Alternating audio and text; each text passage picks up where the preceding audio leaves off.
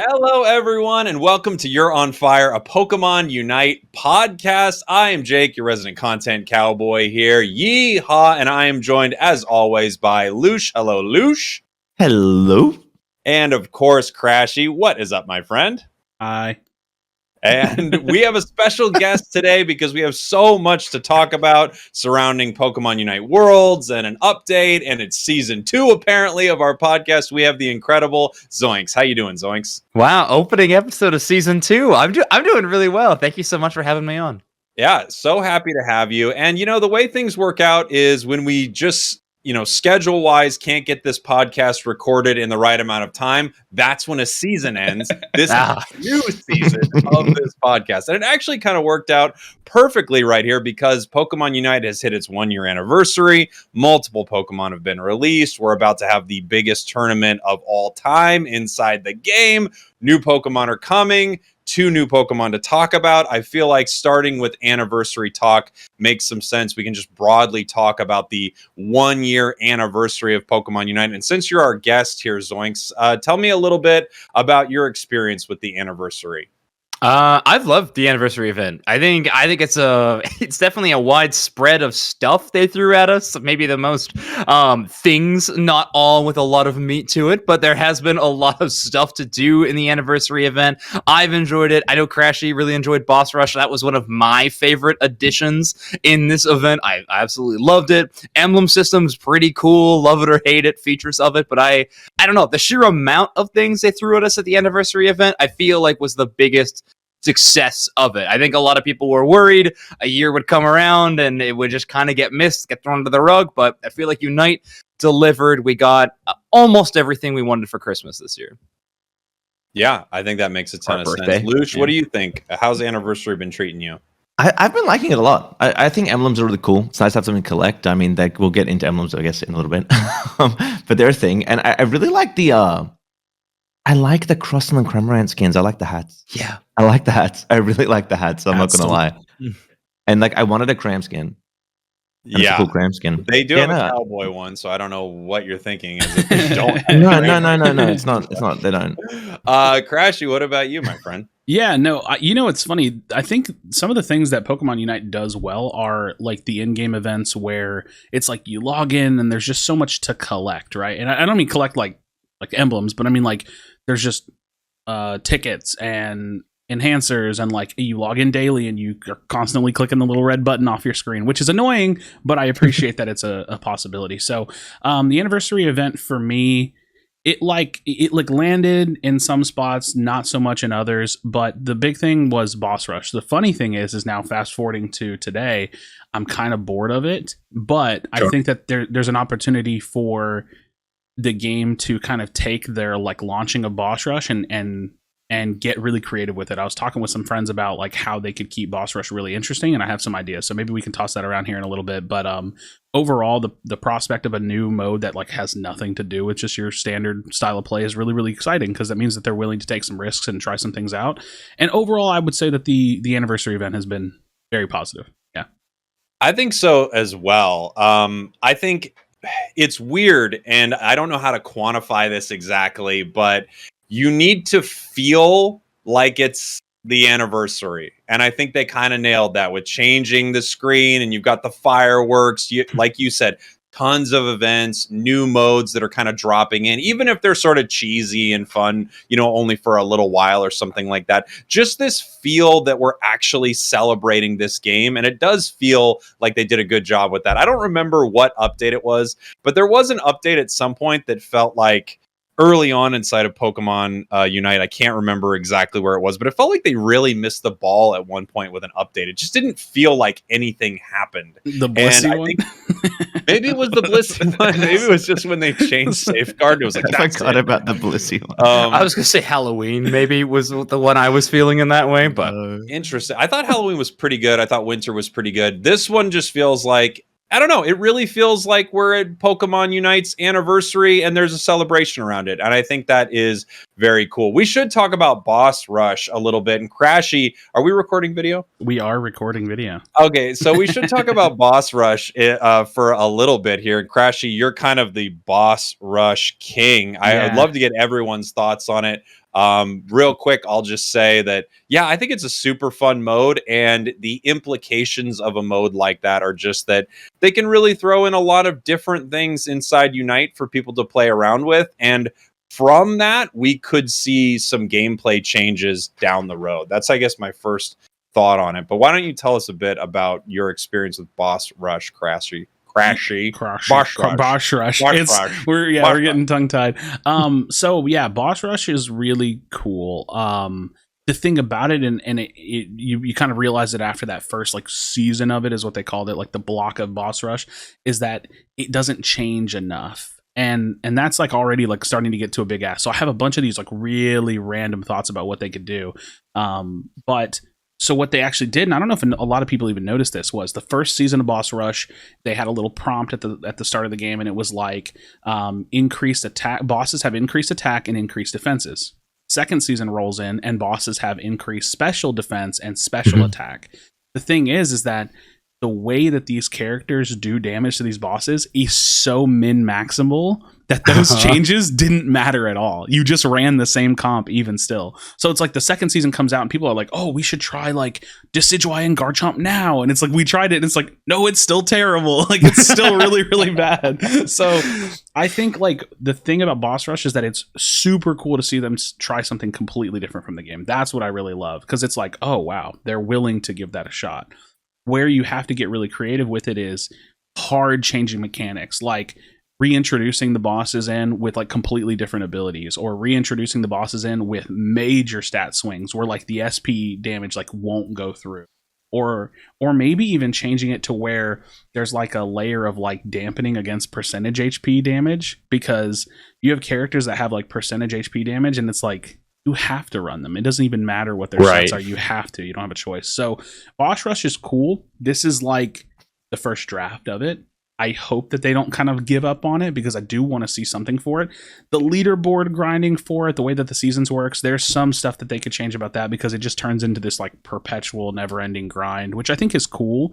But I would love to see them do two things, where there's like a leaderboard grind for Unite squads, but also maybe world record tracking, because we saw like some competitive teams, like I think, I can't say this with full certainty, but like Overlord's stack, they got a minute and a half clear, which is the fastest clear I saw on Extreme. And I didn't see any footage of anybody beating it, and that was incredibly fast. And there's a little bit of RNG with that, but man, it was pretty impressive. Nice. What do you think, Zoinks? Did you get to play much?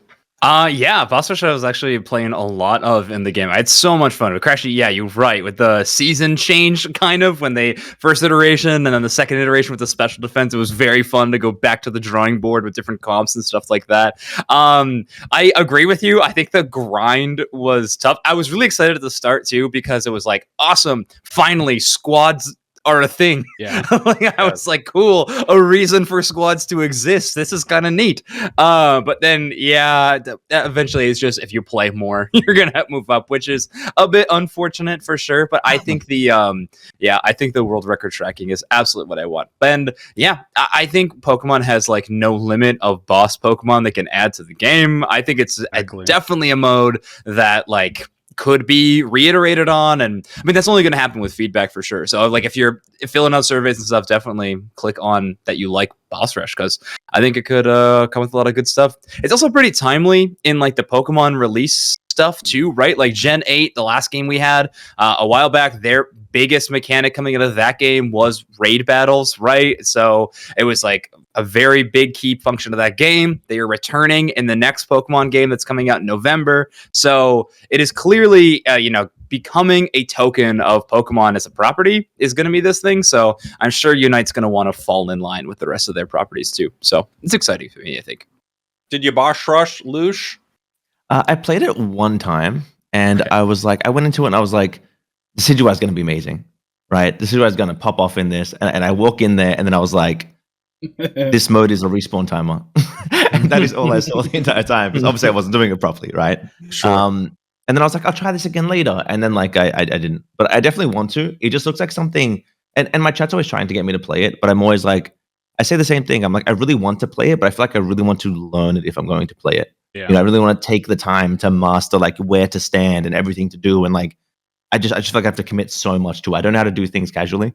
I just have like a mental block, I guess. I don't know how to do that, but like it looks really fun. Hopefully, Crashy can teach me one day because he plays a lot of it. Yeah, Crashy's got the strategy down pretty great for Boss Rush. I like it. I like the mode a lot. I think it's pretty sweet. I had a lot of fun with it. I do think the switching over into the season 2 of Boss Rush and having special attack and defense changed, but it doesn't really feel like it's changed, is a little weird. That's probably the weirdest part, is it just not feeling different. You could even just skin a different Pokemon in there and people would even feel like it's different. I mean, Articuno and Zapdos are essentially the same in some ways. Just I don't throw something else in there, people would geek out over it, or at least make the stat changes. Like Garchomp is worse now. Like, let's see what happens if that is season 3 of Boss Rush. I think Boss Rush is fun. Anniversary has been great with that. One of the biggest additions in the Anniversary has been emblems. So emblems have been a new controversial addition to Pokemon Unite in some ways. They are not currently allowed in tournament play for Worlds, which I think makes a ton of sense. Let's get into emblems a bit here. Zoinks, from, I guess, a competitive side, which is mainly what you look at, but anything you want to talk about is fine. What do you think about the addition of emblems to Unite? I personally like them. I tweeted about this when they were first coming out. I mean, it was a very hot button topic, but it gives me something shiny to collect in Unite. Like, whereas before, collecting Hollowware and stuff is cool, but it's not really a collection mechanic. It's just more like going to the mall and buying something. I really like the random opening of it, make my binder shiny, try to fill out my collection. I like the fact that you can upgrade them. However, the fact that it's like a percentage chance upgrade is a little strange. That might be like that might be my biggest gripe with it, because I just want all my emblems to be gold. I understand that, like, it's strange that the color combinations are what's absolutely best about the items, and you can kind of ignore that middle stat bar for the most part, except for a few standout statistics. I do think that's probably healthier for the game, but it is a little bit of a strange mechanic when there's a lot on your screen to worry about. If you're a Switch player, I feel for you when you're trying to figure out how to set up your emblems and you have to navigate that wheel with a analog stick. That is horrific. But mobile players blessed yet again. But I enjoy the system as a whole. But yeah, I think the critiques on it are quite fair on the emblem system. Yeah, how about you, Lush? Have you been messing around with it a lot? I'm sure. I like emblems a lot in 3 months from now. You know what I mean? Like, I really think that they'll be amazing when we have them all. And I really don't like the experience it gives to a new player, right? You've already got to unlock all your items, level up all your items, get your emblems, level up your emblems. You know, it's a lot. It's a lot. But, like, I do love, like, the Build-A-Bear your own item, like, you know, the build your own item thing that's going on. I do like that. And I like the customization it gives, right? I can run a Zarina, as spragels say, with, like, attack speed or cooldown or health. Sharina. Jarina? Boss Rush Sharina. Boss Rush Sharina. So I can run with health, I can run it with, like, tenacity is what they call it, right? And, like, I can run with so many things, and it's a whole different Sharina to someone else. You know what I mean? Like, it's just not the same. And, like, that's what's really cool about it. And it's really diverse. It's really cool. I think it's hard to make a judgment on it now because we don't even have all the yellow or pink ones, right? Like, I want to make these crazy float stone, yellow emblem, like, ridiculous builds. Like, that sounds so fun to me. But I can't, and I'm sad. Do you know what level you're allowed to get? Did you unlock them as, like, a new account? Because you don't get held items until a certain level on account. Do you know when boost emblems are available? It'd have to be immediately. Well, wait a minute. Sure. Doesn't the energy system not unlock right away? Doesn't unlock after a few matches or something? Yeah, I might be wrong about that. No, you're right. It limits you to a few little things you can click on. Like, I don't think you could even get into the store. I don't remember. But yeah. Oh no. I'm gonna take a look. Crashy, what do you think about emblems? Yeah, so it's funny. I'm gonna piggyback off of what Lush said. He said he would like the system in like 3 months. I think I'm gonna like the system in like a year. But the reason why is because we clearly don't have all the emblems. Like, it's a system that's meant for further iteration and implementation because of the yellows and the pinks that just aren't completed. You can't even hit the passives. What I think, there's a couple of big gripes that are just crushing me. I hate that, like, and I mean this without sounding ridiculous, like half of the emblems are really bad. Like they're so bad. Like the stat combinations make no sense for the passive that they're correlated to. Right. Yep. In general, and this may just be like a breakdown with the game, the way that the game treats defenses, because defenses are just way less valuable than effective health. Without question. You know what's funny? I was talking randomly about I was like, is there a way to calculate that? And I didn't realize that obviously MathCord already has. So they have this chart of how much defense equals effective health. And I was like, oh. So then I went and looked at it. And when I put my eyes on it, I was like, oh my gosh, it's worse than I thought. I was like, health is way better than defenses. So anytime you have 2 purple or 2 blue on a build, it's basically by circumstance. It's just oh yeah, I just happened to land on it. Shout out to Nido Queen and Nido King for the purples for free. Exactly. But it is funny that there are some of those emblems that are just so incredibly good, and then some of them that are why does this one exist at all? It's so bizarre. Yeah. That said, I think the system is a total positive to the game, but I think that there's going to be some problems. So the first problem that I see is the onboarding issue with new players, right? It's steep, man. They already have to think about so much. Where I think that there could be a solution for this actually comes in the form of monetization, which would be good for the game, which is sell them a full bronze pack where you can buy every emblem, but it'll be in some time because it shouldn't come out right away. Maybe in 3 months from now, as the game gets older and more people come in, it's harder and harder for them to catch up. Sell them a catch up mechanic. $10, you get the original. Could you buy the bronze pack multiple times? I don't think so, because I think the point would be not to pay to win it or expedite it. Yeah, I think the point would be to it would be a catch up purchase. Yeah. And then obviously anytime you talk about monetization, you have to be reasonable with it. I don't have a price. I'm not going to throw maybe $10, $15. I don't know. $1 million. But you know what I think of? I think of the Smite God pack and how you can pay for every god in Smite. It's catch-ups like that or things like that are so beneficial. Precious reference Smite. I did. Because what's funny is I own the Smite God pack, but I've never played Smite. I've played it twice. We've spoken about this. Yeah. So I don't know. I hope that as the system gets older, they implement catch up to it and ways to keep up or to get into it. Obviously, I'm surprised nobody said this yet. There's only 3 pages. There's only 3. Oh my god! There's 3 pages. You play more than 3 Pokemon. Really? So you play more than 3? And here's the UI is tragic across the board. The UI is pretty tragic. Pokemon. But the problem I see, and this is speculative, and obviously again, I get how monetization works. We want them to make money. I just feel like this is a case of create a problem, sell a solution, and we're just going to get that solution down the road. They're going to sell us more emblem pages, and I'm going to buy them. I'm going to buy them. We're all going to buy them. I'm going to buy them. But I would have preferred, and I think everybody would have preferred 1 or 2 pages per Pokemon. But yeah, even a page per Pokemon I think is reasonable. Mm-hmm. While you, of course, your Blizzard Ninetales and your Dazzling Gleam Roarveil Ninetales are a different build, it would have been nice to have a page per Pokemon. I think I have so many positive thoughts about emblems. I love a mechanic to collect something. I just think it's good to have something that you're continuing to play the game for. It's an exciting thing. Of course, a lottery system's ooh, what am I gonna get? Exactly. That's always fun. I do think maybe similar to held items, I do think they might throw a couple of bones towards new players or players who have no energy rewards. So kind of similar to the level, we gave you 3 level 30 held items. Maybe they give you free 30 rolls or something like that one day. Hey, log in for a week and you get 30 boost polls, and that'll help fill up a lot of pages or something. I think they could do something like that. And I do think while it's not super ideal for people who weren't hoarding, energy rewards, obviously, it's also kind of a nice system in that you don't need 10 gold emblems to get a good setup. You just need the colors, really. I mean, yes, certain gold emblems are pretty sick. I mentioned Sandslash earlier. I think it's, what's that one? Negative special attack and positive crit rate. It's kind of something a perfect critical hit item. Yeah. So there are a few emblems that are pretty amazing for very specific builds. But in general,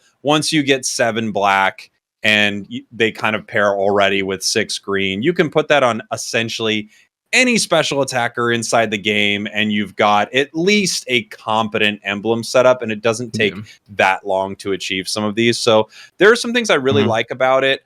Of course, I don't want anything that I think hurts new players' experience, and I don't want anything that lets a free-to-play player not feel like they're on the same level as others. And just like any system that gets newly added, I think there are some things that are wildly unbalanced. So as Crashy, you mentioned earlier, defenses, not very good. You could probably double or triple the percentages on all the defenses and be totally fine. And then black emblems, I think cooldown is way too good just because it kind of works for every single. You could literally put 7 black on every single Pokemon, and you could at least say you're getting an advantage. Every Pokemon uses a move. Yeah.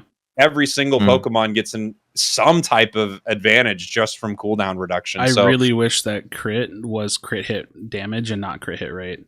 That's kind of a really cool idea. Because the crit hit rate is so incredibly strong. It's like, I mean, the system functions by pairing colors for benefit, and the beauty of what you said is that the rarity of it, like gold, silver, bronze, doesn't actually matter that much. That's the beauty of how they design the system. I think if they would have made the stats really consequential, that would have been bad, because then having a full gold page is a massive benefit. The irony is that crit breaks the whole system, because you don't even care what passes you get. You just want full crit. So I do think that, like, and it's actually, like, to the point of, like, I'm giving this as feedback. I think they should consider making it crit hit rate or crit hit damage, and just keeping the crit hit damage multiplier really, really low.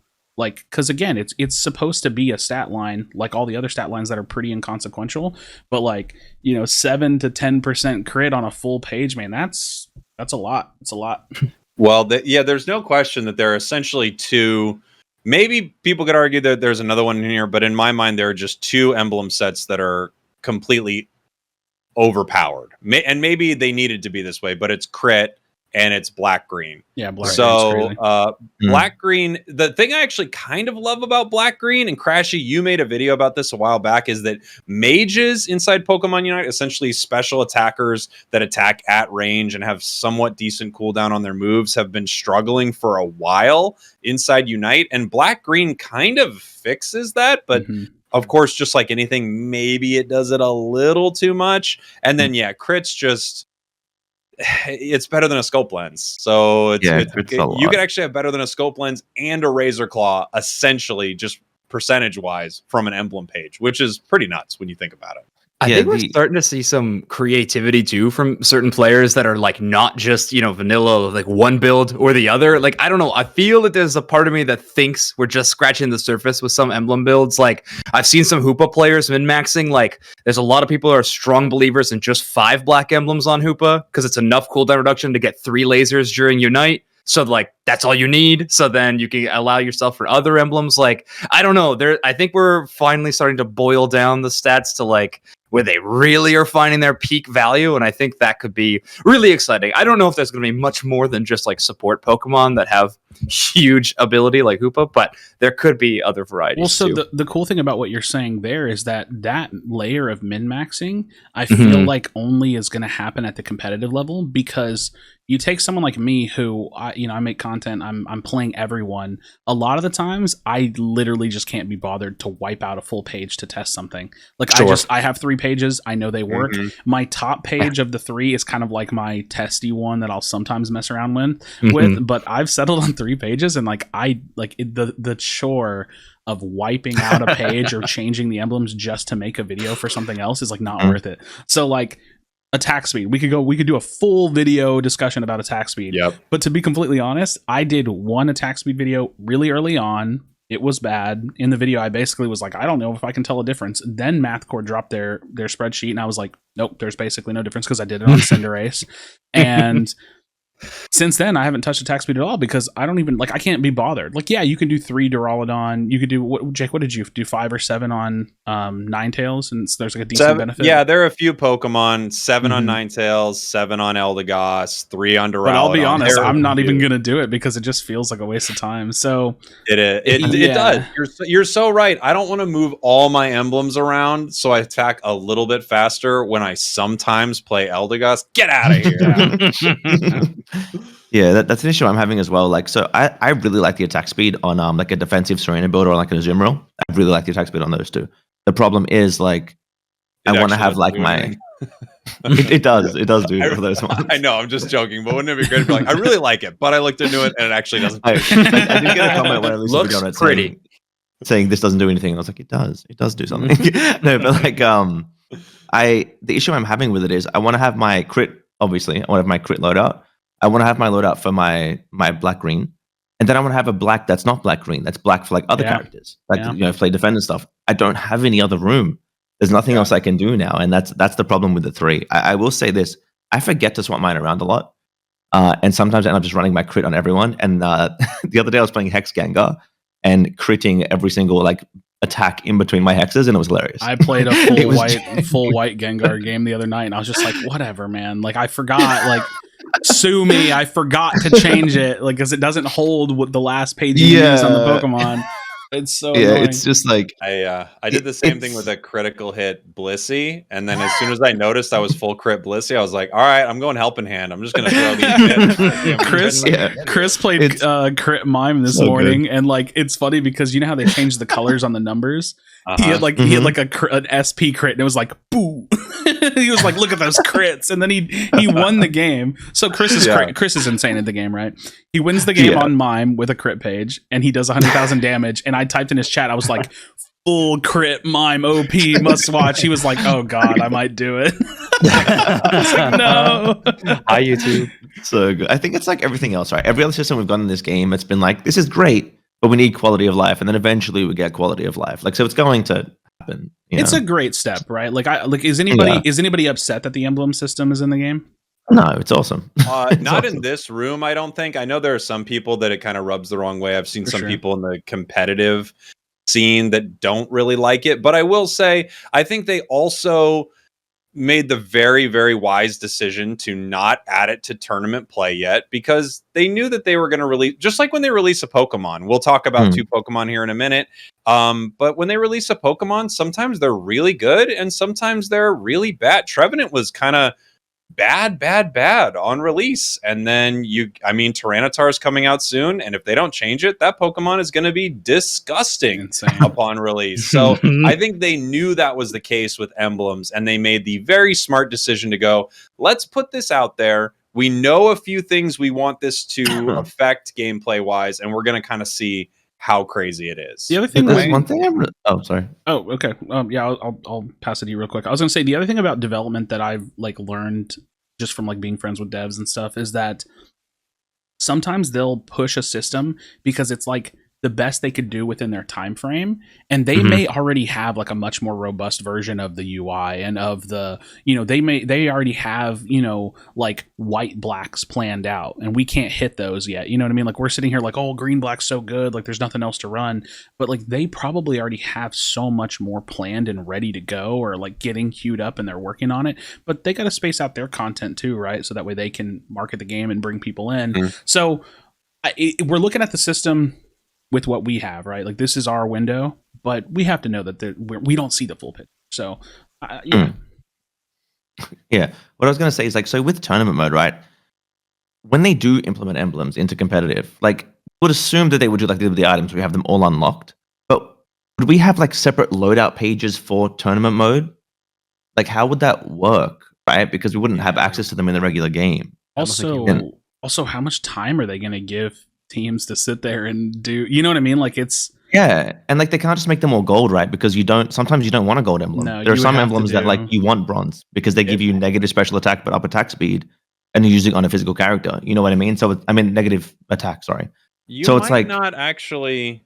Well, I mean, competitively players play essentially the same Pokemon, or maybe they rotate between like 3 or so. But I You still might actually not see emblems in competitive play like that for a very long time just because of these questions. Because So- Yeah, again, it seems how long are you going to complicated. give everyone to set up a boost emblem page? Like, give me a break. So that's something that Yeah. I'm worried about as well. But I think another side effect of that, and this is something that like I was like sitting on Indie Bear stream one night, and he was talking about this, and it was a concern that I have is I hope that them not putting emblems in tournament mode isn't permanent. Because then Right. what we're going to run into is we're going to run into like this weird dissonance between the player base and the competitive scene where, you know, let's say a new viewer who plays ranked all the time, they're a Masters player, whatever, they jump into a tournament stream and they're watching and they're like, why is neither team playing Cram? Like, where's the Cram? Like, why is nobody Right. playing this thing? And then people are like, oh, well, actually, Cram doesn't get the full CDR build. And they're like,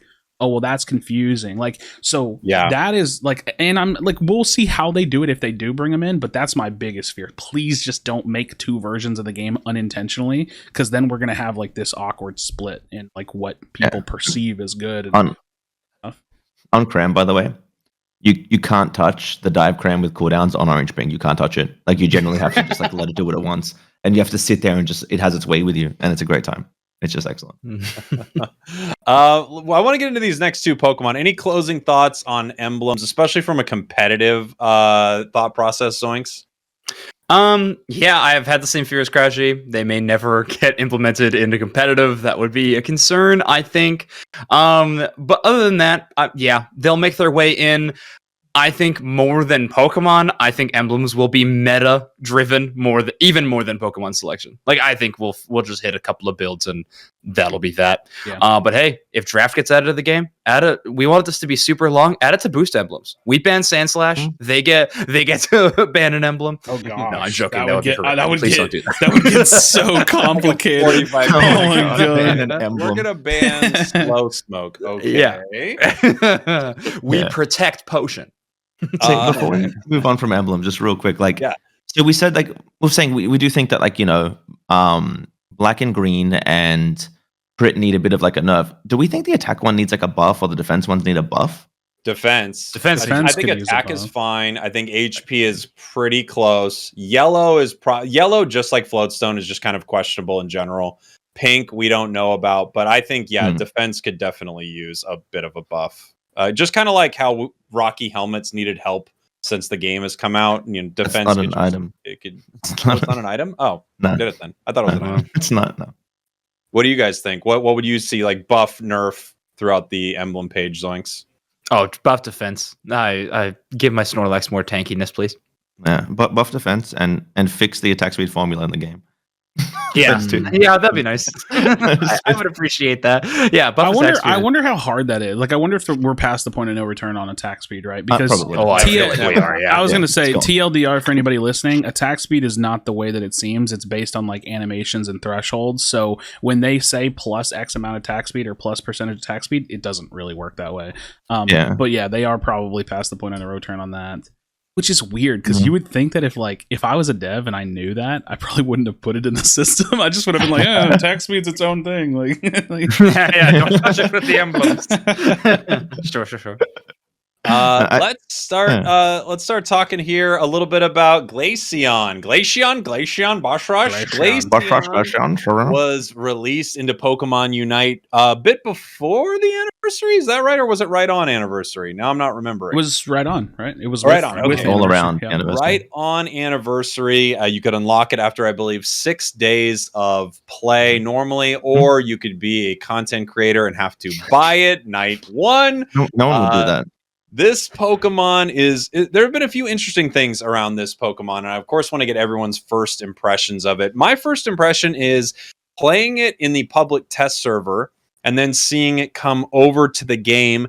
I was actually more impressed with it when it made its way to the game than I was during the public test server, which I think is pretty cool. It looks like they're using that server at least to sort of gauge the effectiveness of these Pokemon, and I think when it came over, I was like, wow, this is actually a little better than I thought. I think it plays really well in the jungle or central area, does okay in path as well. Its Unite move paired with Icicle Spear is a really fun combination. Once again, another fun Pokemon release. And even though it's another Eevee, I think they keep making the Eevees feel like different shades of each other, and also a really fun addition to the roster. But I'd love to hear your first thoughts on Glaceon, Zoinks.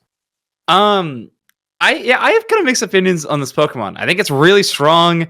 I'm really glad that bugged moveset that it has is banned at Worlds. Very excited that won't be happening there. Pokemon is absolutely absurd when that happens. From a design point, though, I really like it. It's probably my favorite evolution. I've been really interested in the community's overall reaction to the Pokemon being released, because I feel like when Sylveon was introduced and then they added Espeon, and it was like the confirmation that we're going to get more than one evolution, it was so positive. Everyone was like, oh, yes, Espeon being added. This is amazing. We can get more evolutions. We're going to get them all. And then they added another one, and everyone's like, we hate evolutions. But put them back. I never want another evolution again. This is ridiculous. Why is my third starter Pokemon not in the game? So I was very shocked that the community like completely coin flipped on Glaceon being added to the game. But I've enjoyed the Pokemon. I don't make video content, but I did purchase the Pokemon day one to get my hands on it, and I have been enjoying Glaceon. What do you think, Crashy? Glaceon is my favorite of the Eevees that we have in the game. I think it's funny because I've this is well-known fact about me. I'm not much of a Pokemon person, so I don't have any rose-tinted glasses at all. So like when evolutions come in the game, or actually when any Pokemon comes in the game, people are always like, oh, are you excited about this one? And my answer is always yes, because I just see MOBA character, right? Like I just, new character is new content to me, so I'm just always excited. But I think because I know there's so much options, like there's so many options for characters, it's not like they're creating original like IP characters. It feels weird to see them release them so close to each other. Like this game could literally run for 10 years, and well, probably, yeah, with there's like 900 Pokemon. Yeah, they could literally run the game for like 10 years and they wouldn't have to put them so close to each other. So that's a nitpick. I don't care. It's cool. I like it. Yeah. I think the design of the character is cool, but I have some issues. Icicle Spear has infinite range. It just has it's like I have a clip of me, like I got targeted from my side top L, and I like X-speeded and used an ability. I don't remember what character I was. So I used like a movement ability. I X-speeded and I ran to bottom L, and I was getting hit from top L, like across the Zapdos pit. And I was dying, like just dying.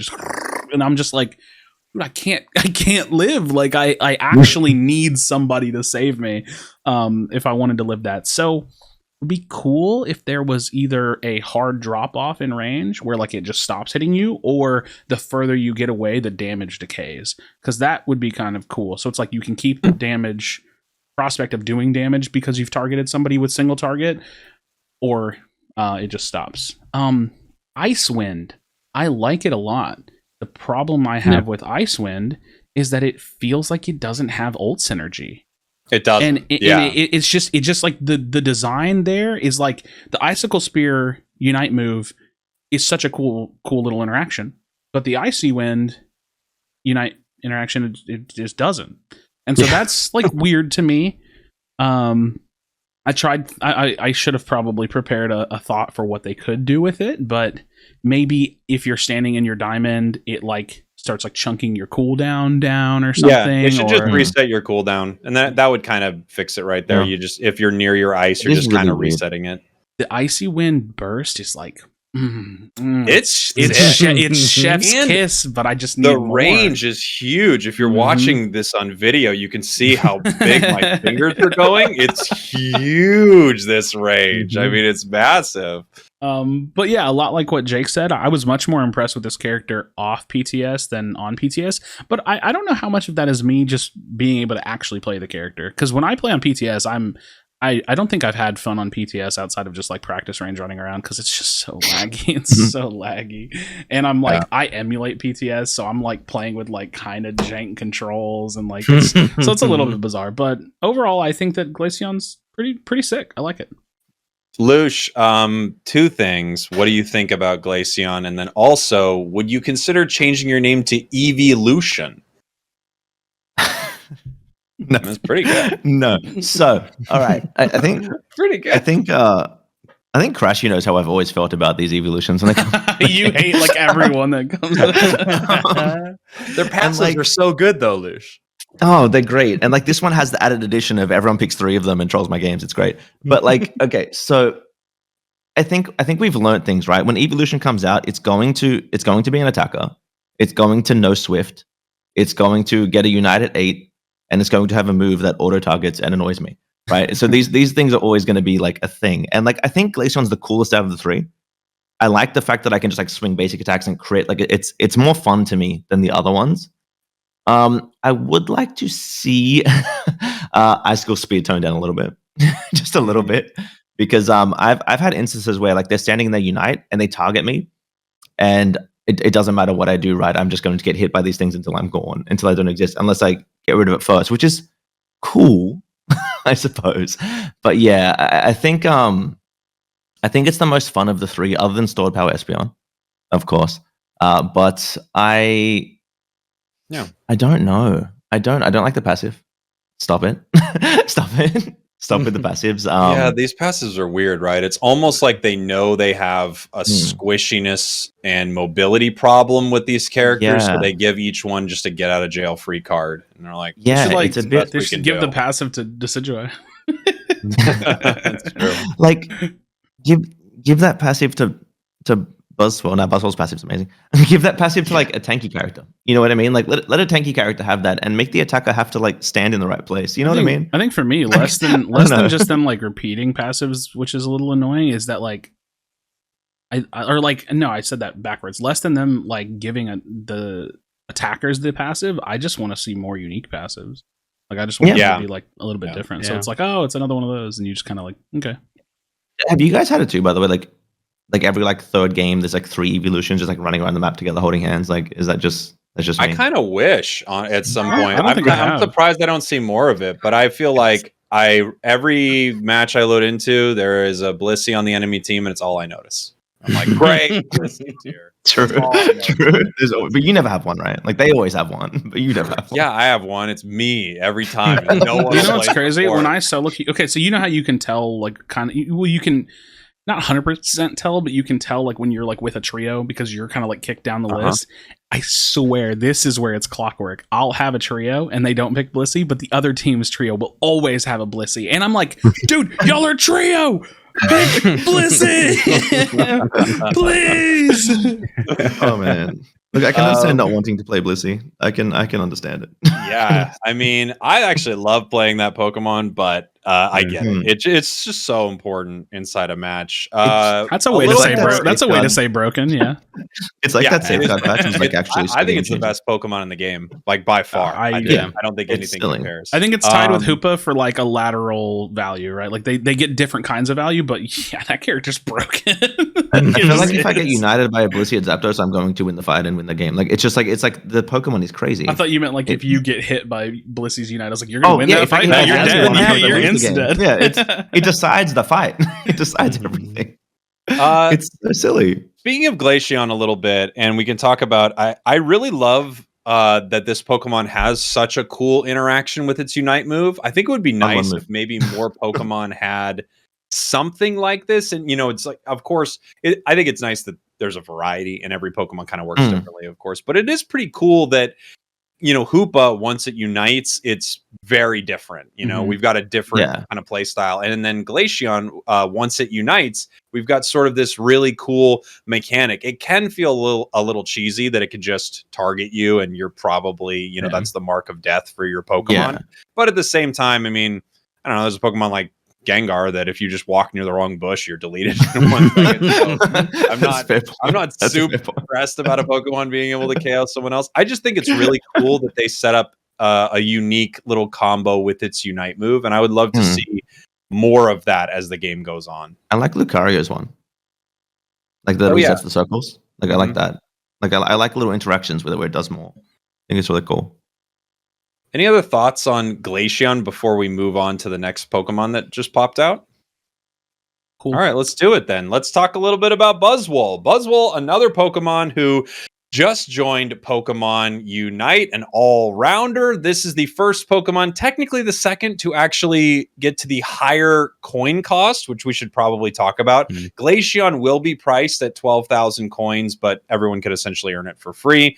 Buzzwole, however, could not be obtained for free. It is 12,000 coins. New all-rounder coming to the game. And now I had a flip-flopped experience on the test server with Buzzwole. So when I played Buzzwole on the test server, I thought, wow, this thing is freaking broken and crazy, crazy good. But of course, the test server is a different reality. You're playing against half the people aren't playing. You're playing on crazy ping. Like none of it makes sense, right? So as Crashy said, I really do get most of my information just from putting it in practice mode and messing around. But you bring it to the game, and now that you're actually getting to, play it competitively and things like that, you see that while this Pokemon is freaking cool, so much fun, it might be the hardest countered Pokemon in the entire... I don't know if any Pokemon is countered not only by Blissey, but by so many different things. This Pokemon is just countered over and over again. And I feel like because of that, Buzzwole is really cool, really fun. And then at points just kind of disappointing in that I feel like there are like 18 Pokemon that have a passive that stops it. Blissey stops it. Crowd control stops. Just so many things stop it. So those were kind of my first thoughts from messing around with Buzzwole. How about you, Zoinks? Buzzwole was the Pokemon I think was the when we first heard about it, whether it was leaked eventually and then was actually announced, I think it was the release I was most excited for out of any Pokemon in a long time. I am a hard Gen 7 believer, so Sun and Moon are some of my favorite Pokemon games ever. I know that's not a very popular take, but I love them. I love Ultra Beasts in general. So pumped about Buzzwole. Playing it, I really do enjoy it. I think it gets to capitalize really well off of certain held items that other Pokemon don't get to use all the time. Things a Razor Claw machine. I love playing Razor Claw with Pokemon. Very, very fun. You're right. It is counterable really, really badly, in fact. But I still think it's this Pokemon is absolutely my have a drink and have a good time in solo queue Pokemon. I don't know. The amount of fun I have when popping off on a Pokemon like Buzzwole is just so much higher than playing something else. And I really do enjoy it. Superpower Lunge is the wave. Make sure you hop on it. But also, Beast Boost, that passive is just so strictly fun. That passive is just have more fun. And I'm a big fan of that. I hope that every Ultra Beast they release comes with Beast Boost, because that's every Ultra Beast Pokemon's ability in the games too. So I think it would make a lot of sense. How about you, Crashy? I'm going to pass. Come back to me. Okay. There's a reason. I'm obsessed with Buzzwole. I'm obsessed.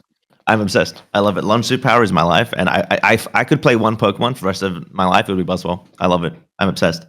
I think it is so incredible. And yes, Superpower is counted by everything, right? But you still do the damage if you turn around and slam on them anyway. It's really strong. It's a really strong move. And just nothing is more satisfying than picking up a Lucario and securing some farm with the Lucario. It's just so great. It feels so good. And this is my favorite thing to do in the entire game. I love the Mon. If you get one killer assist in a team fight, you're wiping the team. It's just insane. I love the Mon. And I love it. I love it. I love Ultra Beast as well. Give me Kartana, please. I want Kartana. Kartana Speedstone needs to be a thing. Yeah. That was cool. When I first played it, I thought Leech Life was going to be the set from reading the abilities. And I was really disappointed with it because I felt like I just kind of stood there and everyone just altered me. But I really, really like the Mon. I don't understand why you can't change the range on Lunge and why the targeter pretends you can jump over things that you can't. But it's still cool. I still like the move, and I'm a fan. I want to hear what Crash has to say. I'm very curious. I do want to hear what Crashy has to say too. I'll just piggyback on that and say it's weird that because when I played it in public test server, I thought, I actually really like Lunge the most, just because I can constantly reposition myself and use Razor Claw. But I thought after I got off PTS, I wouldn't feel that. But no, I think it's still pretty sick. I mean, it's a Mhm. really low cooldown, and like Zoinks Smackdown's said, cool, it's but a get razor in? claw machine. It's just like constant procking your razor claw and getting some nice damage. But yeah, Crashy, what are your thoughts? All right, so I'm going to break this into two parts. I'm going to give my thoughts about the character, and then I'm going to have like it wouldn't be a piece of content with Crashy if it wasn't for insufferable opinions. So I'll keep that as the second part. So the first part, no, I'm serious. Like I'm gonna go in. The first part is that I love the character. I think it's incredibly fun. To reiterate, my favorite archetype of MOBA characters is always the bruiser. So all rounders for me are just like, they're always a dream. I loved Serena when she came out. She's an incredible cool kid. I love Aegislash so much. Charizard's one of my favorite. Garchomp's one of my favorite. Garchomp and Charizard were the two characters I mained on the Japanese beta before the game release. I love all rounders. So the game giving me more and more and more all rounders is like amazing for me. But he's incredibly underwhelming to me. But his kit is so incredibly fun. But here's a problem that I have. This is where I have to hit the second part. There, in my mind, are play styles and builds that you can run on some of these characters, specifically all rounders, that just essentially can't see the light of day because you have to hard carry your games. I was playing like a tankier, like actual, like health focused, like Buzzwole build, and I felt strong, but I can't kill everything by myself. And so I played trios with Scolded and Curly, and I literally played like 3 or 4 games in a row of Buzzwole, stacking a cookie, like using weakness as my only damage item, and like running, I think I was either using Focus or Buddy, and I was doing like this Leech Life build. And dude, I felt like a pseudo tank. Like I put in like 40k damage, not crazy. I tanked like 80, 90k, and I healed like 35k. And I was like, dude, these numbers on paper look good, but I play that in solo queue, and it's not going to work. And so I did the same thing with Charizard. I did a double stacking weakness policy Charizard build. I played Lane Potion Charizard. It was like the meme build, but it's actually really good, but you can't carry with it. And so I love that you're playing, by the way, a build that you would post on Twitter and be like, why are they putting me with this Charizard? To be fair, I can put numbers on the build, so if you can do numbers on it, then I'm not going to complain. But it is funny that like I do feel like all rounders, we're starting to see ourselves get niched into this everybody has to do a ton of damage or you can't play it kind of thing. And so I'm playing Buzzwole now, and my preferred build is triple damage items. I feel like it's the only way to actually play the character. But it's not the only way to play the character. It's just the only way to win with the character. Yeah. It's like the Trevenant of all rounders, right? Like it's what it feels like. Like it's the Trevenant of all rounders. Dude, if you put a cookie on this character and leech life and run a potion on it, you can heal so much. It is actually insane. But it's not like the actual way to play the character, unfortunately. So that was just Smackdown's a decent displacement move too. Like if you want to play tank Buzzwole, you don't even have to do the jump to him after. You just can knock him away like a little, you know. Like, the thing about Smackdown too is if you do the secondary part of Smackdown, you get the leech life for free.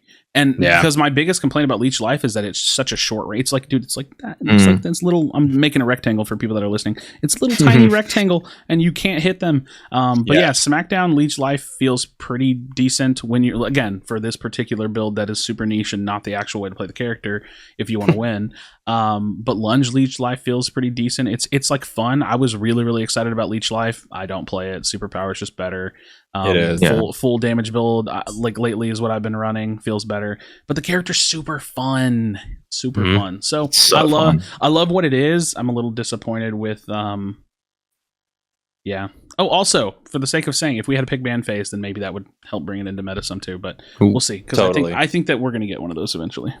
I think we probably could as well. Sorry, Lush, go ahead. Say, what are your emblems of choice on Buzzwole, guys? I mean, lately I've just been doing attack and crit. Like I have a page that's like 6 brown with some crit on it. But when I was doing the like tanky build, I was doing like 6 whites and like 3 blacks or something. Okay. I was running crit. Well, one of the first things I was doing is just thinking, put crit on essentially anything that can crit. If you put crit on it, well, even if there's a better min-max build, you could just be like, put crit on it, you'll be fine. Yep. And I was doing the same thing as Crashy, some attack and crit. And then of course I was messing around with black for the leech life build on superpower. Once you hit level 11, you get free resets. So it doesn't really make as much sense to me to run 7 black if you're playing superpower. But if you're playing the leech life build, especially with the big punch, what's the big punch? Smackdown. Smackdown, thank you. If you're running Smackdown, Leech Life, they both have pretty big timers, so 7 black might be a reasonable look with that build, I think. Nice. Yeah, I was doing crit mainly, but I was testing some attack speed stuff to get the muscle gauge quicker, which is pretty cool. Oh, Pretty cool. Yeah. Attack speed has its place. Not many of them, but they're there.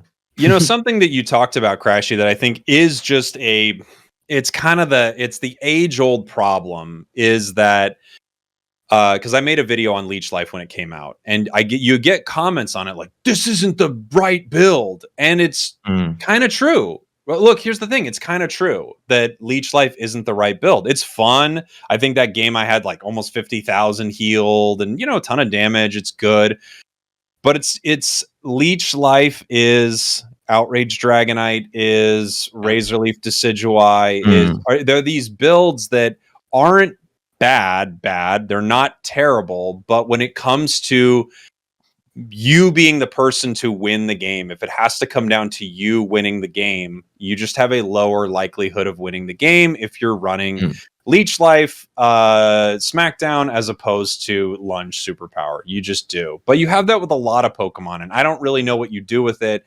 You just have a better shot of winning the game with a Spirit Shackle because you can secure something. So it's kind of, it's the age-old problem where a Pokemon has two movesets, and unfortunately, if you want to be more effective, one just works better. I don't know what you do with that, really. Although I do think if you're amazing at Leech Life, you could still do pretty well. It's just not as ideal. Just like a weird game design issue, right? Where like you always have to be like, what if I need to win the game? When it shouldn't be everyone's job, right? It just shouldn't be. But it's like, yeah, it's weird. I mean, it kind of takes me back to the old like dev alpha footage where they had like 3 abilities. Because I would assume that the trade-off was they had to make a choice at some point between having each character have 3 abilities or having the dual pathing. So I don't really think there's a literal solution, which I don't think is terrible, right? Like, it's okay to have things that are unviable. Like in HOTS, every single, or not every level, but like every level that you would get a talent, you would have 4 talent options, and you would have to pick. So it's like, there's no way you can balance all that. It's just impossible. I don't think it's terrible, but what I would say from a dev standpoint is the way that you make it to where characters don't feel like they have a perpetually never-ending useless build is that you make a lot of passes at it, right? So like this patch, or like, let's say from here to the next 2-3 months from now, Leech Life just ain't it. But on that next big balance patch, double the range on it, or increase the healing by an additional 10% of your max HP. Like, you know what I mean? So throw some, and it doesn't have to be crazy swings, right? But like throw some iteration at it and just change the meta just to do it. I talk about that a lot when it comes to devs. Like, it's like sometimes you just got to change things just to do it, because that becomes content, because then the player base has the responsibility of like figuring out what's good. So that's what I guess they could do.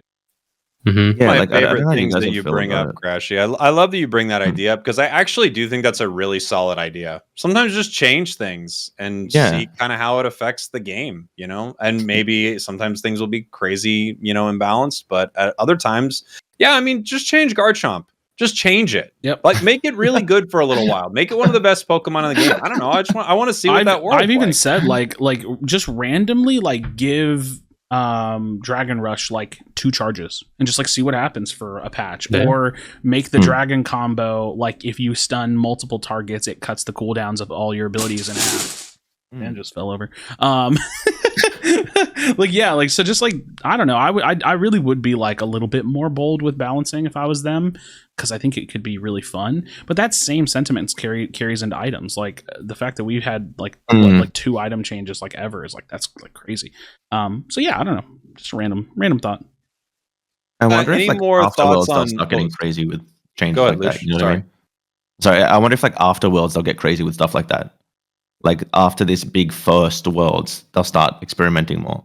I think without question, you've seen it throughout the season. I wonder if you've had the same thought, Zoinks, but throughout the season, once they started the Unite Championship Series, they have been very careful and deliberate with all of their balance changes throughout. Obviously, they've still made some big changes like they had before, but I think they were very careful because they didn't want a super crazy bad month of games. They really only had one that was pretty eye-rolling, and that was Duraludon. Yeah. What do you think, Zoinks? Duraludon Absol might be another offender. in a crazy overpowered tuning spot. But yeah, I see what you mean. I think maybe if they were more careful, I think they were just doing less changes. I think when the game was first introduced, they were doing a lot of exactly what Crashy you were saying, is they would find that bad build on a Pokemon and would just tune that one up.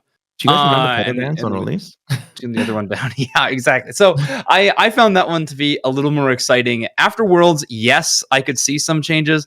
However, they have been somewhat bold. I mean, they gutted Score Comp. They tuned Score Shield in the middle of the championship series, which threw a wrench in a lot of teams' game plans and stuff like that. So, I mean, yeah, it's slowed down. I don't think they're as trepidatious as maybe we're putting it out there. But yeah, they're primed to do it after the championship series ends. This is prime time to start changing things. I actually want to ask you guys, do you think there's any Pokemon on the roster that you think needs a rework, not just tune-up, but you think just needs to be completely changed?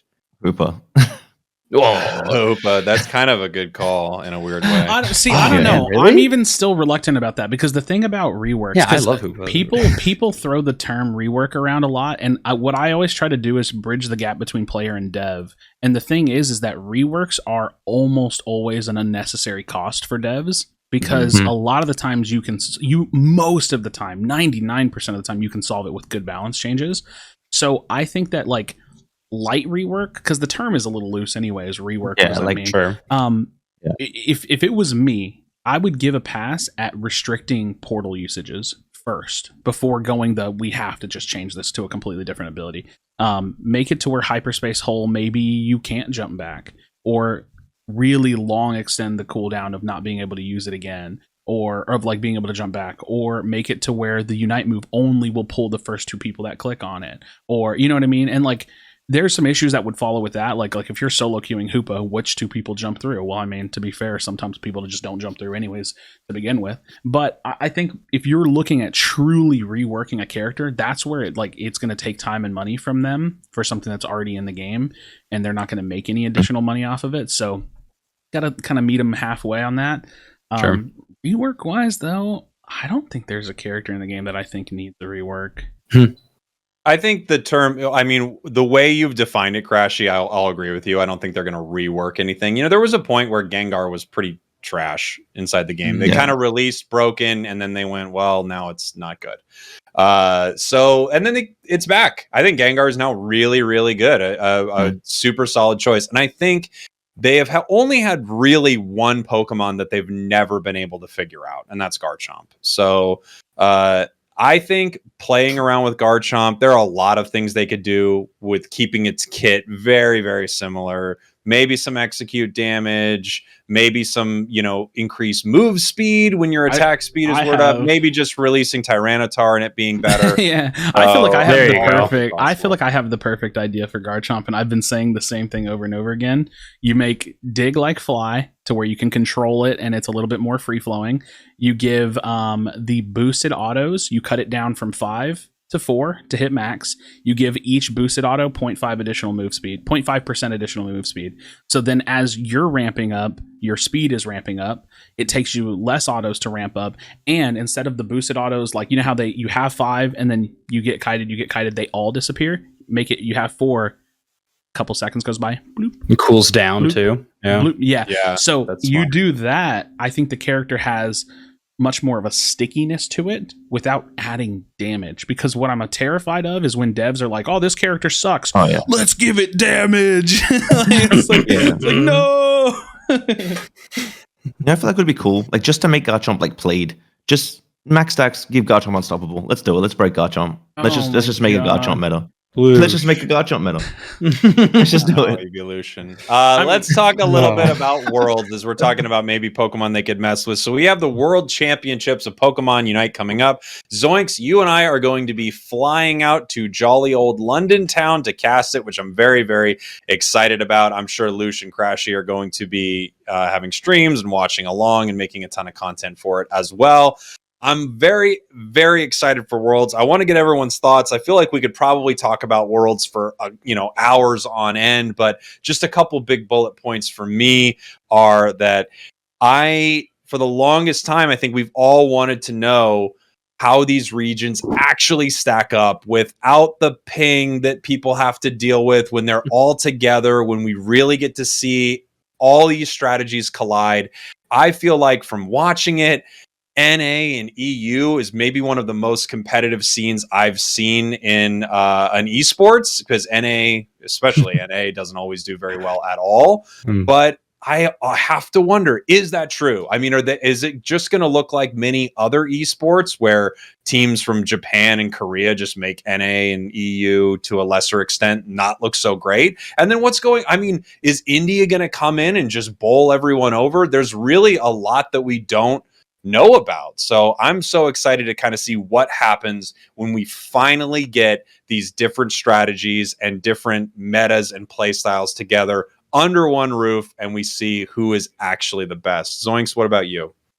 Yeah, I mean, answering a lot of those questions is going to be a very exciting part of Worlds. Obviously, I'm super excited to be there. I'm pretty pumped that it's going to just be a part of the World Championship. So Us and Go are the two new titles being added there. But also, I have a lot of love for the TCG and VGC communities. Like, I've been a part of both of those, competed a lot in the trading card game. So excited to see like just a lot of fast friends there and watch all their competition as well. I'm eyeing up a couple of side events for the TCG already. If I got enough time, we'll see if I can fit that in to our schedule. I definitely would like to play some cards and sling some cardboard, but I don't know. Other than that, though, of just like being excited to see some answers finally, I think I'm finally excited to see what a in-person event looks like for a Unite Esports event. I mean, being produced by Esports Engine is still a pretty exciting thing. I think that production company is amazing. They've worked on so many high tier esport events in other places, so it's going to look really good. I'm excited for that. Just excited to see some stage, see some cool production. It's going to be fun. How about you, Crash? Yeah, man, it's the biggest thing for the game. It is the biggest thing. It's the esports is kind of what takes every person that likes this game and brings us all together around it. The narrative, this is the first Worlds, so we don't have the country narrative of like, oh, this is the clear winner. We have no clue, man. I could put my finger on what region I truly think is the best, but then I do something like I peek into these other countries and like what they're doing, and they play the game so different that then I just sit there and to me, but again, it's like it's the perception of reality is within my own scope of existence. I look at the game and I think there's no way that's gonna win against an NA team, and then I'm like, what is it? Like maybe it is. Why do Eastern countries love Snorlax so much? Like, what do they know that we don't know? You know what I mean? And you know, the crazy thing is I watch them and I start seeing these patterns. They do this thing with Snorlax I absolutely love. It's so ridiculous. They will push the bottom lane farm, the Audinos, and even if they get them, great, you just stole farm. If you don't get them, whatever, you're maybe you're like at fear of death. But then that Snorlax passive kicks in, and he runs over, gets double berries. But they do the same thing every time. He steals the double berries, he goes around, hits that little jump pad, and jumps right back in the center, and then he's back in lane. And it's like, and all the while his teammates just farming. And I'm like, dude, the way they use these characters is like it's unique, but it's not. It's not crazy to fathom. It's just not what we do. So I'm looking at like, what region do I think is the most adaptable? What region do I think is the dark horse? Like I look at Eichlin from OCE. I look at Revenant from India. And the reality to me is that those scenes, OCE scene is a little bit smaller in density. So it's hard to predict how they're going to do at Worlds because we haven't seen them play against, like those massive tournaments. We just don't know how far that region's progressed, but they're not bad. You can watch them. You can tell they're not bad. And then you look at a scene like India, India's basically been hiding from us for a while. You know what I mean? We haven't been able to watch a ton of what they do because they didn't really get a ton of support until recently. So I have no idea what they're going to do. You know what I mean? Like they might blow through Worlds. You never know. So these questions that are just sitting over our heads about what meta is better and who's going to pull out it's just so exciting and so exciting. Revenant, the team that won, apparently has been bowling over like every community tournament too. Like not just they had their one official tournament, but apparently they've been like farming their scene for a while too. So it's good. They're obviously the best there. Crowley's like X Dota 2 professional, so it's going to be exciting to watch. Yeah, I of course want to hear from you, Lush. I just wanted to say that about India as well. When I watched their grand finals, I mean, they were really good. I mean, I'm not trying to say anything bad about the other team, but Revenant It was not close. really good. They were really good. They're So solid. that's going to They're be solid. cool to see. I love the idea of a dark horse team coming in and win. A lot of talk about Iclan, which I think is really cool. But please, Lush, tell me your thoughts. Yeah, Iclan have been hard at work. They're boot camping right now. They're working hard. And I'm cheering for them. I'm cheering for my region. So I want to see Iclan do well. I'm also looking out for so a few teams that we like. So you guys know our servers are quite small. Most of our scrimming was always like, even our rank play, it's against Asian teams. That's the meta I'm used to. I've played against lesser NA than I have those kinds of teams. And like, yeah, the Snorlax things are pretty cool. But one thing's really cool too is that a lot of the teams in Asia, they run Gardevoir and they love Gardevoir. And they play it in this really interesting way where you never see the Gardevoir. It doesn't appear. Like you just get popped by an ability. You know what I mean? Like it's just, it's really cool to see. And I want to see how that stacks up against like other regions. I want to see how these teams clash head to head, because I will say this personally, I've had a harder time versing a lot of those teams than I have versing some of the NA teams, because I think I'm more used to what NA does. I think I've seen it more, but like, it's really cool. And I'm bummed out we won't get to find out until after like, the group stages, but it's going to be pretty cool to see. It's going to be really cool to see. And I want to see what random gaming pulls out, because they're going to do something. Right? Yeah. They're going to do something incredibly strange. And I'm really excited. Like, do you guys think they have like some crazy secret strategy, or they're going to go pretty basic? I think what they played last tournament might be what they run, just a variation of kind of what's been working for them with Greedent, or what were they switching between Greedent and something else? Talonflame? Sometimes? Yeah, sometimes Talon. I think they have sort of a core of what they use, and then they can spoke in a different Pokemon on Gotlu depending on what they're up against. I think I could be wrong about this. I'm happy to be wrong. I would wager that they are the team that will most likely win Worlds. I would say is probably, as Luce said, Random Gaming, now currently Nouns Esports. I think they are kind of set up to win Worlds more than any other team, but there are a lot of teams with amazing records. I mean, XIS, or as I believe it's pronounced, Cheese Gaming from South America, also has a pristine record. So they have an even better record than Nouns. But I would guess whatever Nouns is going to bring is going to be, my thought is whoever can beat Nouns can win Worlds. If you can beat Nouns, you can win Worlds. It's going to definitely come from a place of ignorance from me to say this, because I don't have the information about a lot of the regions. But from what I've seen, which again, this is the ignorance kicking in, Nouns seems like an incredibly adaptable team, and that's why I'm kind of regarding them so high, because I've seen them play every version of meta that we've seen. I've seen them play flip comp, I've seen them play score comp, I've seen them play like a traditional like level 9 jungler comp. We've seen them do split jungle with Sylveon. Like I've seen them play everything, so that's really the main reason why, on top of the fact that they're when they brought in Bruv and they kind of made their roster change, I like remember looking at it on paper and I was like, oh my god, that's like an EU super team.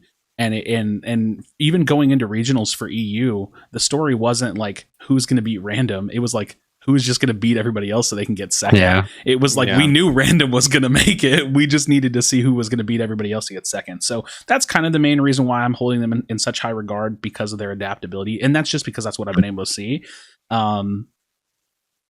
But yeah, I just don't know. I don't know. And it's the same thing. Like, I would love to be wrong. I would love to see India sweep the whole tournament, or South America sweep the whole tournament.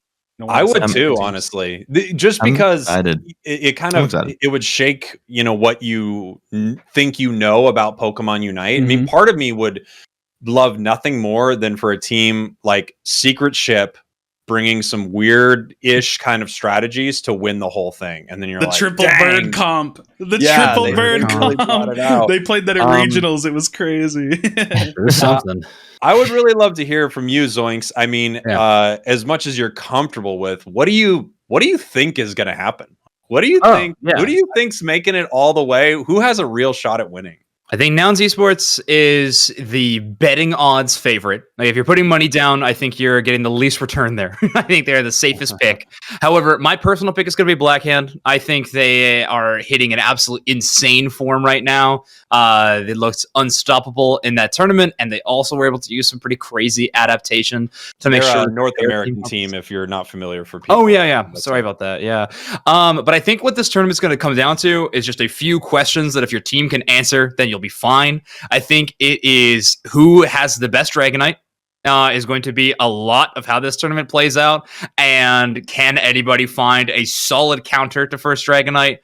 And I think a lot of that's going to play out. If you can win first Dread, I think you can win most games. I think it's going to be a lot of how this meta plays out in this Worlds tournament because, first Dread with Dragonite is just so important. I'm actually specifically going to do some World statistics for first Dread win percentage because I've been asking that question for the longest time. I keep saying, because I'm lazy, I keep saying I bet somebody could do the math and see what the percentage is for Worlds. And then you just look at your chat. You're for Worlds, anyone? Yeah, someone's got that right.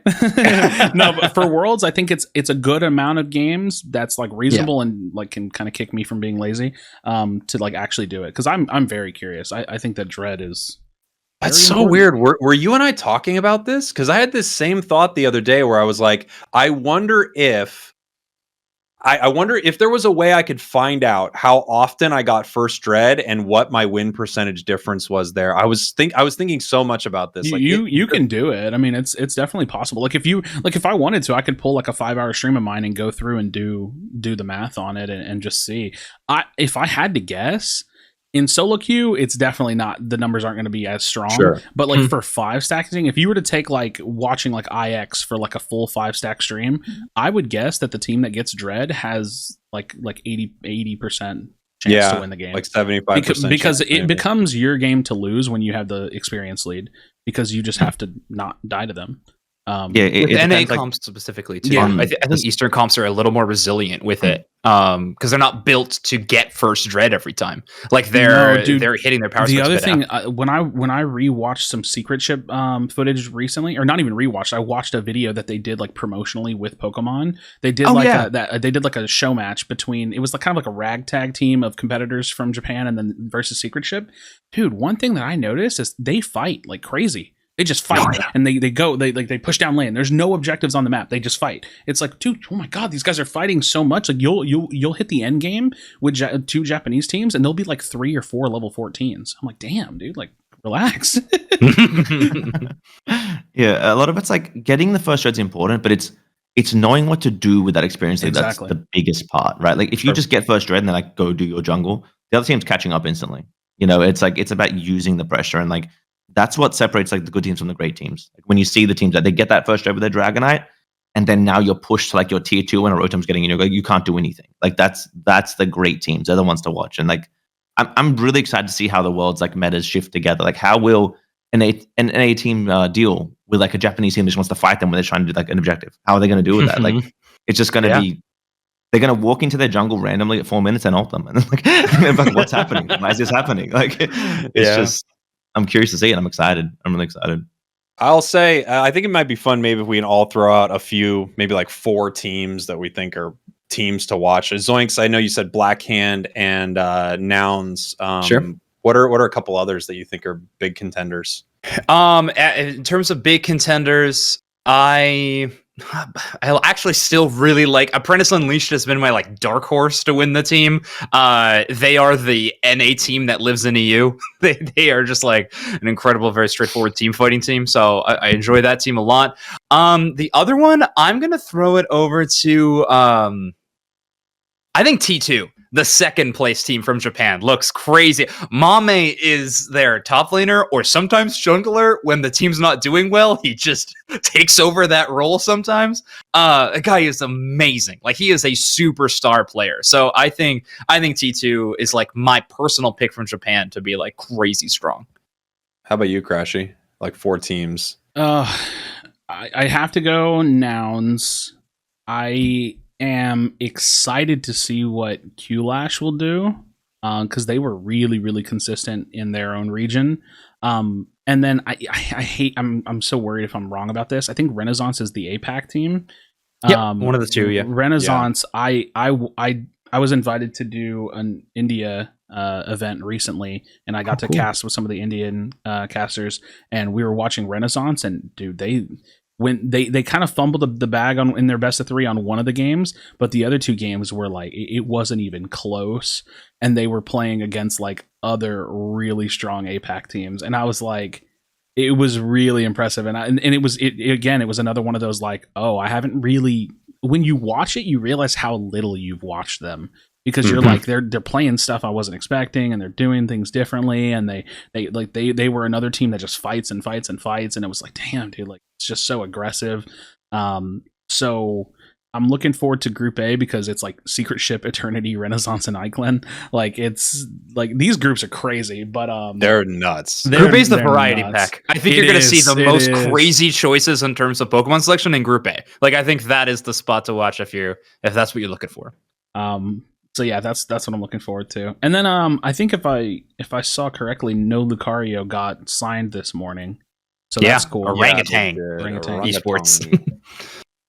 I would say I want to hear from you as well, Lush. I think a few to look out for. I mean, of course, we've talked about NA and EU, but I think both Korean teams, Eternity and No Show, are going to bring something that is going to be difficult for teams to deal with if they're not used to playing against it. And that could always be, a way to win. If you're just not sure how to handle this strategy, you've only got a couple games against them, and then they, push you out of this tournament. I think that could be big. And, XIS, or I think Cheese, I believe, when you've got a team that has not lost, I mean, they have not dropped down to the losers bracket. Say what you will maybe about their competition.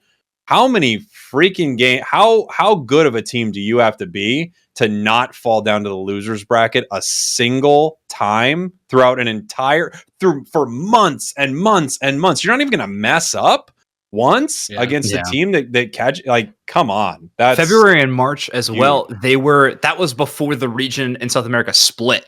So that was like all of the competitors that were available to play. So they had an even bigger pool then, and they were still winning at that point, and then kept it up after the split. It got easier for them after the split. Yeah. Sure, but there you go. It's crazy. How about you, Lush? How about like 4 teams that you think people should be watching for? Obviously, nouns, right? They're just like obviously, right? I would say Blackhand. I'll say Blackhand. And I'm going to say, obviously, Iclan. Obviously, Iclan go far. Don't underestimate them. Don't underestimate. They are ex-Dota pros. They know what they're doing. And then I was surprised to hear Crashy say it, but I was going to say Renaissance. Yeah. Like, watch out for Renaissance. I'm excited to see what they can do. One of the teams with the Ninja Gardevoirs. One of the teams with the Ninja Gardevoir. Watch out for Renaissance. They're coming. And when I spectated them recently, they played it. Did you see what it does? Kamiru's cracked. Kamiru is incredibly good. He was the all-star standout. I had a lot to say about him on their broadcast recently. There's so many countries and people do this so different. It's so exciting. I'm getting overwhelmed. It is kind of overwhelming, but as you said, Crashy, I mean, this is the biggest thing in Unite, and I think it's going to be massive, and it's so good for the game. I'm so happy that they did this so early. It's such a positive move for Unite. There's a lot more we could talk about, but we've been talking for a while here. I'd love to get everyone's closing thoughts, and then we'll wrap this whole thing up. Lush, anything you want to say? Anniversary, Glaceon, Buzzwole, Worlds. What are your thoughts? Emblems. Good, bad. Buzzwole, good. Evolution's bad. World's yay. There we go. Yeah. How about you, Crashy? I do this thing where sometimes I wonder, when and if the devs are listening. So my thoughts to them are just randomly dare to be bold with changes. Post Worlds it's clean slate, right? That's really when we're moving into year 2 kind of, because it's just it's the conclusion of everything that we've started. The game is in a decent spot, right? I'm pretty happy. I think competitive is what Unite does best. It has consistently been the best thing. If you're 5 stacking on ladder, if you're playing tournaments, it's been the best thing to experience. Doing Worlds, like you said, so early in year 1 it definitely propelled the game, because otherwise we'd be kind of like waiting Worlds 2, like maybe 23, like they'll announce something, some of the teams would have fallen off. And so keep the momentum. I hope that we don't see like a big competitive fall off or any kind of a competitive fall off post Worlds. It still feels like even the teams that didn't make it are still out there. That was a bit of a concern for me post regionals. But yeah, really, really excited. Emblem's kind of good and bad. Buzzwole, Glaceon, cool. Zoinks? Emblem's shiny. Glaceon, fix it. Buzzwole, love the thing. The best boy. And in terms of the anniversary event, I think it's great. Keep Boss Rush, bring it back, give me more Pokemon, make every Pokemon have Call for Family. Attack's the best. And then my Worlds Edition is just, it's gonna be so exciting. We'll finally have answers, whether that's what people want or not. It's gonna be very, very fun for that. But tune in, to the official broadcast. Tune into these guys who are gonna be doing co-streams as well. I'm sure it's gonna be awesome. Get those insights there. It's gonna be a lot of fun. But year 2 is the clean slate. I'm excited for what's next for this entire game. I'm also very excited. I love getting to sit down with all of you. Zoinks, huge thank you for being here. I really appreciate you talking through all this with us. I'm with you all on most of these thoughts. Emblems, yay and nay, but I'm way more yay. I saved up so many energy rewards. Glaceon, very cool. Buzzwole, very cool, but make it a little bit better. Worlds, can't freaking wait. As Zoinks, I think, put it perfectly, that I'm now going to butcher, we are going to answer some of these big questions. And that is the coolest thing about it. Clean slate year 2. Brilliant way to look at it. Let's have some awesome changes to Unite. I want to thank everyone for watching. Thank you for listening. This has been a real treat. Of course, you can also find this anywhere podcasts exist. If you just want to hear it in audio form, I'll have a link lower somewhere on the YouTube. I love you all, and I will see you all next time. Goodbye, everybody. Bye. Bye.